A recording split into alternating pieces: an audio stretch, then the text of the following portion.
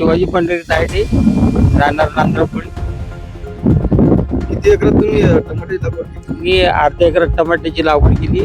काय सध्या परिस्थिती आहे? परिस्थिती अशी की सध्या बाजारभाव मार्केट काहीच नाही. हे तोडून उपटून ते बकऱ्याला टाकणं चालू आहे. मार्केटले पाठव त्याचं ते भाडं सुद्धा भेटत नाही. त्याच्यामुळे ते आम्ही बकऱ्याला टाकणं चालू केलं. खर्च किती लागला? खर्च 50-60 हजार रुपये लागला.